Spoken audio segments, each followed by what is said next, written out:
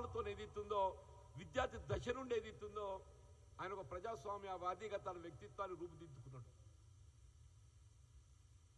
మీరు ఆ విధంగా భావిస్తే జార్జ్ ఫెర్నాండెస్ గారు ఒక సోషలిస్టుగా ప్రజాస్వామ్య హక్కులు పౌర హక్కులు ఎప్పుడైతే ప్రభుత్వాలు అణిచివేసే ప్రయత్నం చేస్తుంటాయో మరి పౌర హక్కులను కాపాడబడే విధంగా ఉద్యమించినట్టు నాయకుడు మరి జార్జ్ ఫెర్నాండెస్ గారు.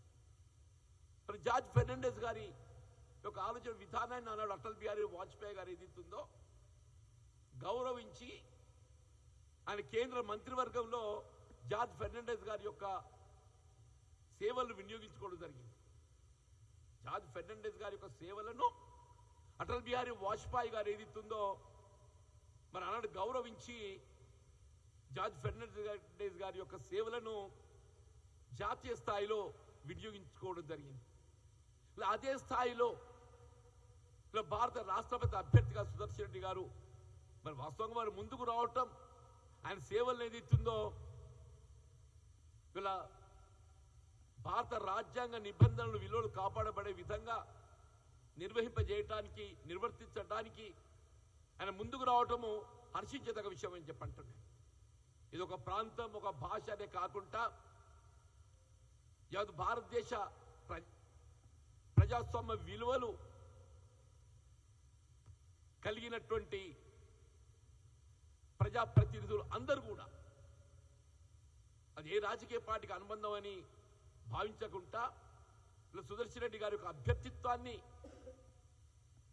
వీళ్ళ ఆత్మ ప్రబోధానికి అనుగుణంగా ఇప్పుడు ఎందుకంటే there is no such whip in vice presidential elections అంటే భారత రాజ్యాంగంలోనే ఏదైతుందో ఉపరాష్ట్రపతి ఎన్నికల్లో ఏ విధమైనటువంటి నిబంధనలు ఉండకూడదనే భావనతోని విప్ కూడా నిర్దేశించడం లేదు. Parliament members are at liberty, parliament members are at liberty. ఉపరాష్ట్రపతి అభ్యర్థిగా ఎవరు రాజ్యాంగ విలువలు నిబంధనలకు అనుగుణంగా పనిచేయగలుగుతారో గుర్తించగలిగేటువంటి యొక్క అభ్యర్థిత్వాన్ని మద్దతు తెలపడం వారి యొక్క బాధ్యత భావించాలి.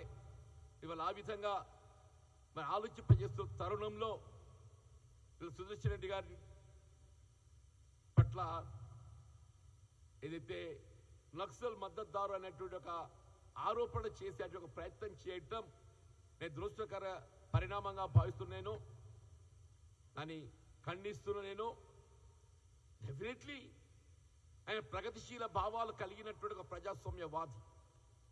ప్రగతిశీల భావాలు కలిగి ఉన్నంత మాత్రాన్ని ఏదైతుందో అది నక్సల్ సానుభూతి పరుడుగా భావించడం సరైనది కాదు. వాస్తవంగా ఉగ్రవాదాన్ని వ్యతిరేకిస్తున్న రాజకీయ పార్టీలలో కాంగ్రెస్ పార్టీ ముందు వరుసల్లో ఉంటుంది. ఉగ్రవాదాన్ని వ్యతిరేకిస్తున్నటువంటి రాజకీయ పార్టీలలో తీవ్రవాదాన్ని వ్యతిరేకిస్తున్నటువంటి రాజకీయ పార్టీలలో కాంగ్రెస్ పార్టీ ముందు వరుసలో ఉంటుంది. వీళ్ళు ఉగ్రవాదాన్ని నిలువరింప చేయటంలో వీళ్ళ స్వర్గీయ ఇందిరాగాంధీ గారు భారత ప్రధానిగా ఏదైతుందో ఈ దేశ సమగ్రత సమైక్యత కాపాడటానికి కొరకు తన ప్రాణాలను అర్పించడం జరిగింది.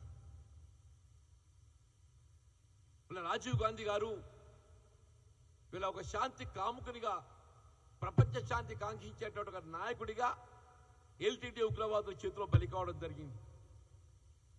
మనటువంటి ఒక కాంగ్రెస్ పార్టీ ఎన్డీ కూటమి ప్రతిపాదించిన అభ్యర్థి సుదర్శన్ రెడ్డి గారు.